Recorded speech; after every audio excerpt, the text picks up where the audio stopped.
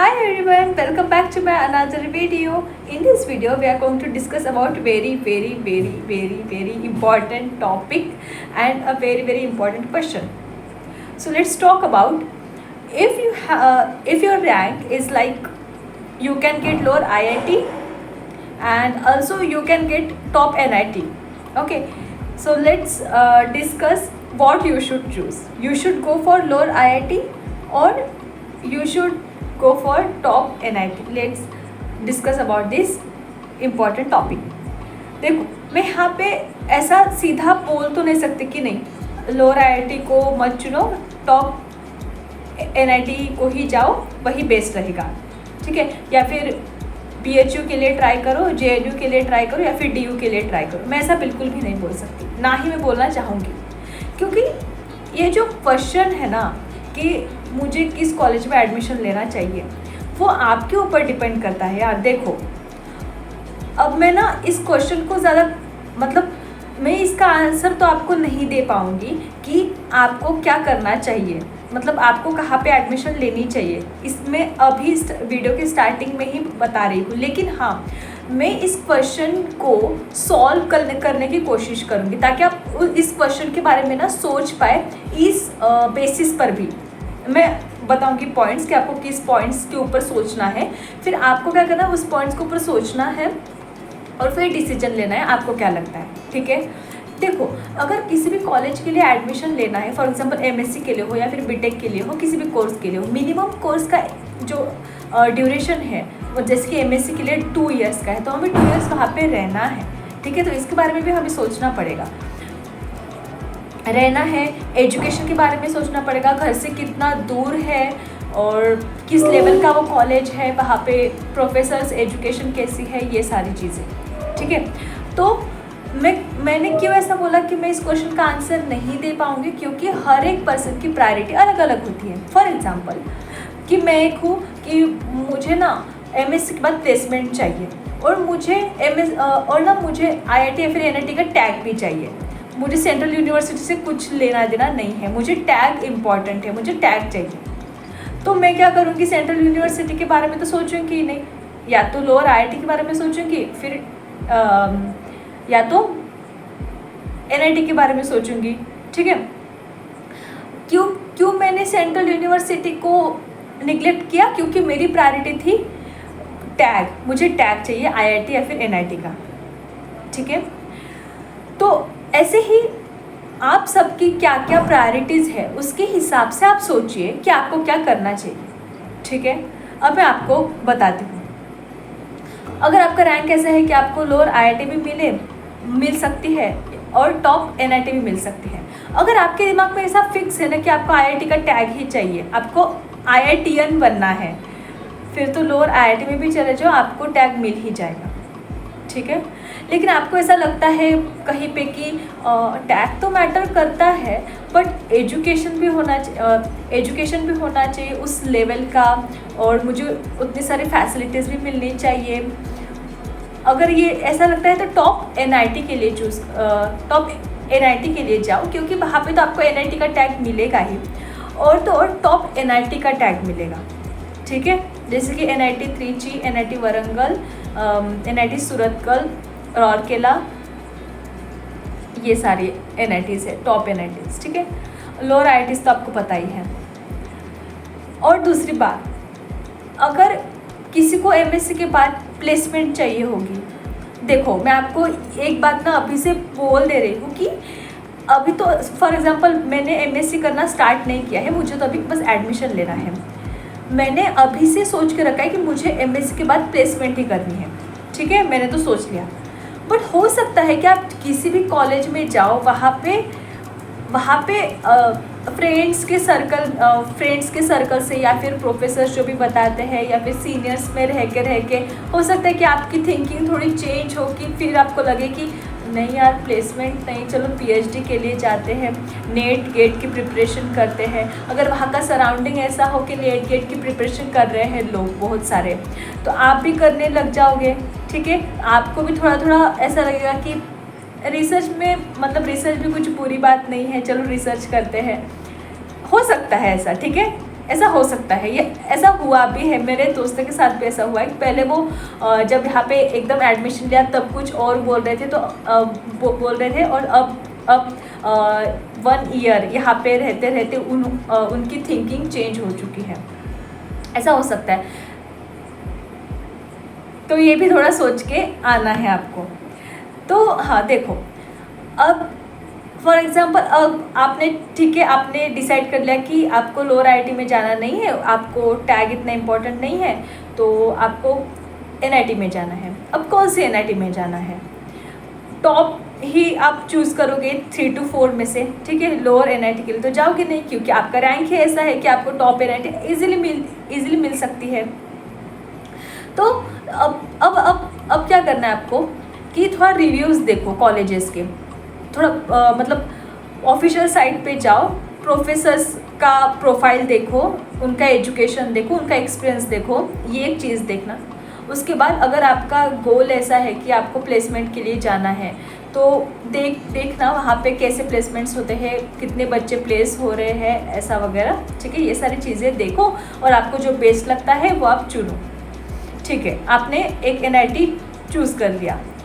उसके बाद ये भी मैटर आता है डिस्टेंस का, कि आपके घर से वो कॉलेज का डिस्टेंस कितना है। नहीं, ये भी बहुत इम्पॉर्टेंट है, क्योंकि मुझे 1-2 कमेंट आए हैं कि इतना दूर है तो मुझे कौन से इसमें एडमिशन लेना चाहिए, ये वगैरह। तो ये सारी चीज़ें हम लोग अभी डिस्कस कर लेते हैं। आपको ऐसा लगता है कि अगर आप एक बार जाके वहाँ पे रह सकते हो तो ठीक है, दूर का चुनो। अगर आपको फैमिली ज़्यादा इम्पॉर्टेंट लगती है, ऐसा लगता है आपको कि मेरी ज़रूरत पड़ सकती है फैमिली को कभी भी, तो मैं मतलब मैं इतनी दूरी पर हो सकूं कि ईज़िली आना जाना हो सके, तो उसके हिसाब से देखिए, आपके कंफर्ट के हिसाब से देखिए। अगर आपको मतलब एकदम कंफर्टेबल भी नहीं हो जाना है इस चीज़ में, थोड़ा कंफर्ट को भी बाजू में रखना होता है, ठीक है। मेरा केस अलग है कि मेरा घर भी पास में है और मतलब मेरा घर टॉप एनआईटी के पास में ही था, तो वो दोनों हो गया कि मेरे घर के पास में भी है एनआईटी और टॉप एनआईटी भी मुझे मिल गई, ठीक है। तो आप थोड़ा सोचना है इस बारे में, डिस्टेंस के भी बारे में।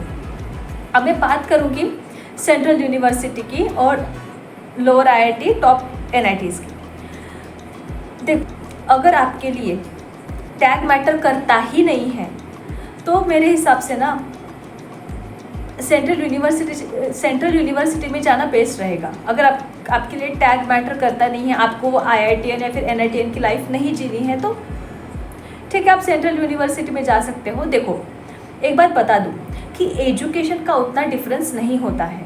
एजुकेशन मतलब जो भी हमें यहाँ पे पढ़ाया जा रहा है वो आपको सेंट्रल यूनिवर्सिटी में भी पढ़ाया जाएगा, ऑलमोस्ट सेम ही होता है सिलेबस। जैसे कि बीएससी हम लोग किसी भी यूनिवर्सिटी, जैसे कि अभी हमारे क्लास में देखो एमएससी फर्स्ट ईयर का क्लास, कितने सारे यूनिवर्सिटीज़ के बच्चे हैं, बट फिर भी हम लोग अभी एक ही चीज़ पढ़ रहे हैं सारे। तो इसका मतलब है ना कहीं सिमिलरिटीज़ थी हमारे बीएससी के सिलेबस में। वैसे ही कहीं से भी आप पढ़ो, एमएससी का सिलेबस तो सेम रहेगा, चीज़ें तो हम सेम ही पढ़ेंगे। या आप डीयू से पढ़ो या फिर एनआईटी वारंगल या फिर एनआईटी त्रिची से पढ़ो, ठीक है। 1-2 टॉपिक कम ज़्यादा हो सकते हैं, लेकिन मैक्सिमम जो है वो तो सेम ही आप स्टडी करोगे। तो ये भी चीज़ इंपॉर्टेंट है ध्यान में रखने लायक कि डिफरेंस कहाँ पे आएगा, एनवायरनमेंट में आएगा और टैग में आएगा। आपके मतलब वो डिग्री पे नाम आ जाएगा ना कि या आप इसी सेंट्रल यूनिवर्सिटी से आपने एमएससी किया है, इस आईआईटी या फिर इसी एनआईटी से आपने एमएससी किया है। तो ये कब काम आएगा, ये सारी चीज़ें जॉब के टाइम पे काम आ सकती है। और अगर आप इंटर्नशिप भी करोगे ना, समर इंटर्नशिप, तो उसमें भी प्रोफेसर्स देखेंगे, मतलब देखने वाले प्रोफेसर्स देखते हैं यार कि ये स्टूडेंट किस यूनिवर्सिटी से, किस इंस्टीट्यूट से है। अगर आप टॉप इंस्टीट्यूट से बिलोंग करते हो तो मे बी वो उसे ही ज़्यादा प्रायोरिटी देगा ना इंटर्नशिप के लिए। मानती हूँ कि वो ये भी पढ़ेगा, जो भी आप रिसर्च प्रपोजल आपने जो भी लिखा है उसके ऊपर भी वो ध्यान देगा, बट ये भी देखेगा कि आप किस कॉलेज से बिलोंग करते हैं, ठीक है। अब हम बात करते हैं रिसर्च की। अब देखो, अगर आपको ऐसा लगता है ना कि इस इंस्टीट्यूट में रिसर्च फैसिलिटी बहुत अच्छी है, इस इंस्टीट्यूट में रिसर्च फैसिलिटीज़ बहुत अच्छी है, तो कहीं ना कहीं मुझे ऐसा लगता है किसी को रिसर्च में जाना है तो एक तो नेट गेट की प्रिपरेशन करनी पड़ेगी आपको, ठीक है। तो उसके लिए इंस्टीट्यूट उतना मैटर नहीं करता है कि आप किस कॉलेज में पढ़ रहे हो। एमएससी नेट गेट की प्रिपरेशन करनी तो आपको खुद को ही वो करनी पड़ेगी। उसके बाद बात रही प्रैक्टिकल एक्सपीरियंस की, तो एनआईटीज़, सारे एनआईटीज़ और आईआईटीज़ तो अभी मतलब ऐसे है कि प्रैक्टिकल नॉलेज तो अच्छा खासा देते ही है, क्योंकि देखो गवर्नमेंट से उनको फंड मिलता है तो ऑब्वियसली मैक्सिमम फैसिलिटीज़ रहती है, वहाँ पे मैक्सिमम फैसिलिटीज़ है, इसलिए तो वो टॉप इंस्टीट्यूट्स है, इसलिए तो वो नेशनल इंस्टीट्यूट, इसलिए तो वो इंडियन इंस्टीट्यूट, इसलिए तो वो सेंट्रल यूनिवर्सिटीज़ हैं।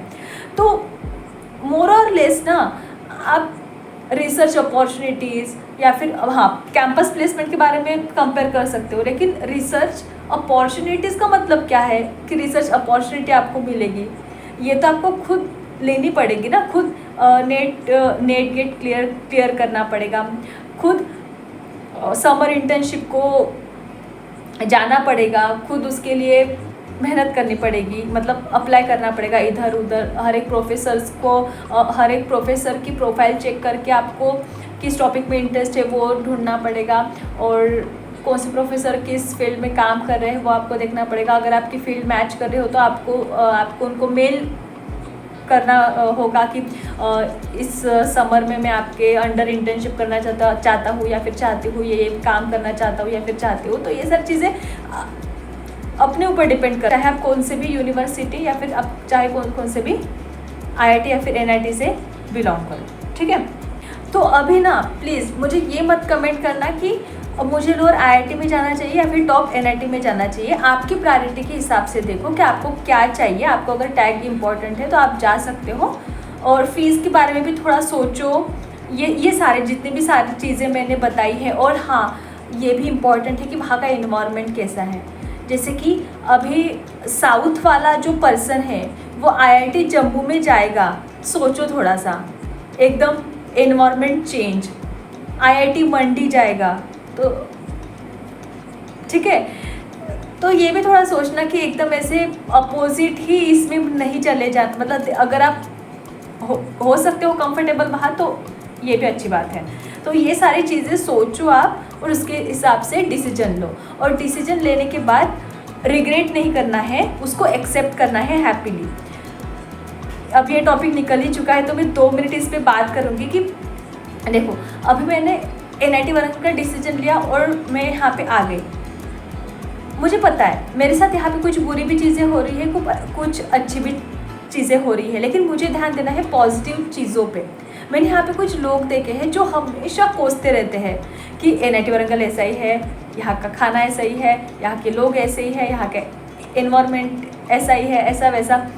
तो देखो यार, बाहर लोग हैं जो इस इंस्टीट्यूट के लिए एकदम जी लगा के प्रिपरेशन कर रहे हैं। उनके लिए ये इंस्टीट्यूट मतलब सब कुछ है, और हमें ये इंस्टीट्यूट मिला है तो क्यों नहीं इसे हैप्पीली एक्सेप्ट करें।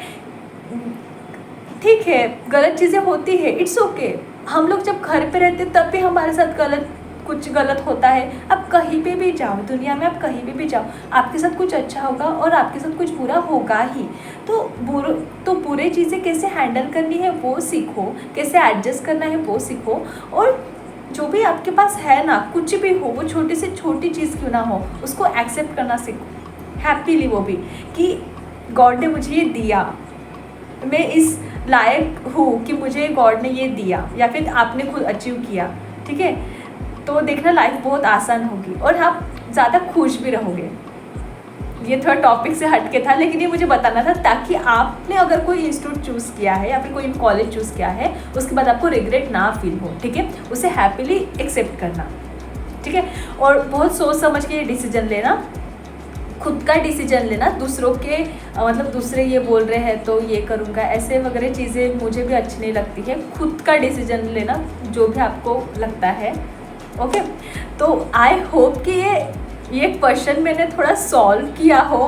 मे भी कुछ लोगों को कंफ्यूज भी कर दे सकता है। ठीक है, थोड़ा सोचो इस बारे में, और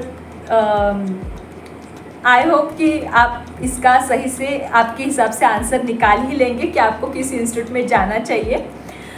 और all the best, all the best. Thank you so much for watching this video. See you in the next video, bye.